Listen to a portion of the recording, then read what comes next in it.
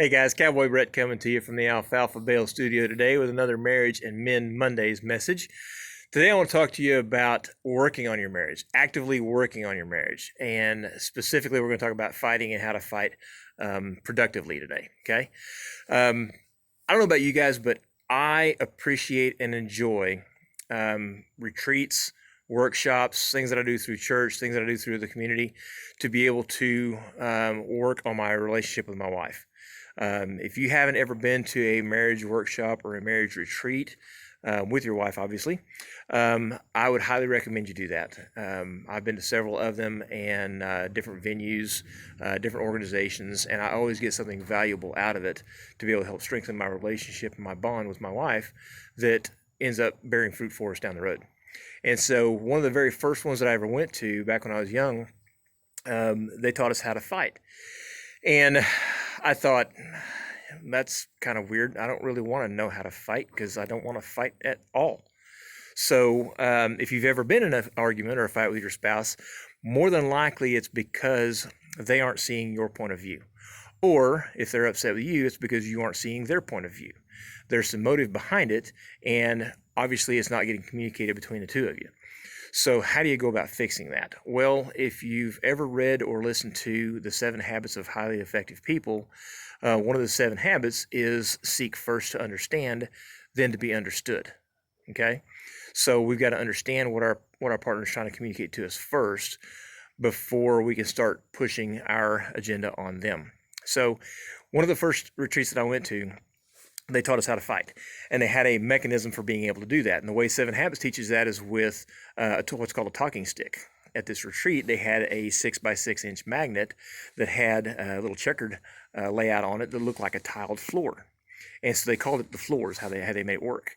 And the concept of it was that you had this magnet that you could stick on the refrigerator, that anytime you felt yourself getting into an argument or getting into a fight with your spouse, you could go, either one of you had permission to do this, but it was an agreement you had between the two of you to be able to go into the refrigerator and grab that magnet off the wall, off the refrigerator, and carry that in there. And now I've got the floor, which basically means that I want you to listen to me and communicate back to me until I know that you understand my position. Okay, so this is basically how it works. If I've got the floor, I can communicate with my wife, and this is exactly how I learned this. I communicate to my wife, it drives me nuts when you leave shoes laying around the house, okay? And so then she repeats back to me, it drives you nuts when I leave my shoes laying around the house. Yes, because when you do, I trip on them. And she repeats back, because when you do, you trip on them. Yes, and I'm a big guy, I've got big feet, I don't want to be tripping and stumbling all over stuff throughout the house. So please pick up your shoes. And she communicates all that back to me.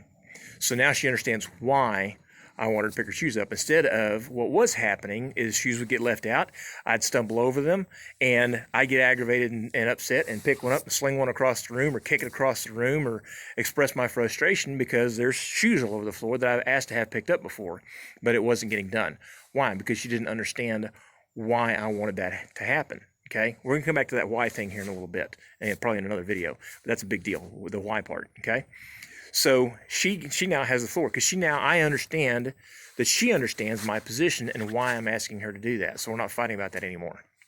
She takes the little magnet that looks like a floor, and so now she has the floor and she gets to communicate with me. And she tells me, I didn't know this, she tells me, when you throw the shoes and get upset with me leaving them in the house, I get scared. Okay? You get scared when I get upset about the shoes being on the floor. Yes. It scares me and it makes me anxious when you do that. Okay, it scares you and makes you anxious. Why does it scare you and make you anxious when I do that? And she said, because when I was a little girl, my sisters and I would do that, and when we would leave our shoes out, Dad would get mad and throw the shoes at us. Whoa. I had no idea that was happening, right? So now what I figured out from that was I was creating anxiety and fear in my wife at the time and not even realizing it because I didn't know what was going on. I didn't understand what she had been through with that.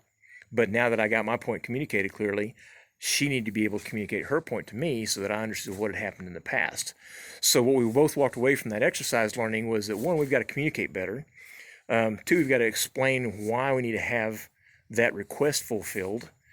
And three, we both come to the table with baggage and stuff and experiences that have happened in our lives in the past that we may or may not know about that cause us to react that certain way. That baggage thing is going to be another topic we'll talk about later at another conversation.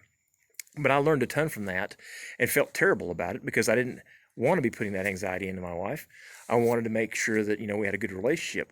But because of this exercise, I learned that about her, and I handled myself differently when she did still leave shoes out from time to time. It didn't happen as often because she now understood my position. So she understood me, and I understood her.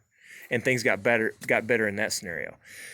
That little tip, that little tool, that little exercise has really helped foster a lot better relationship with me and my new wife. I say new wife, we've been together for 15, 16 years now. It's really helped me out in communicating with people. So seek first to understand, then to be understood, and make sure that you're communicating clearly. That little tip has pulled a lot of the fighting out of my life. Okay.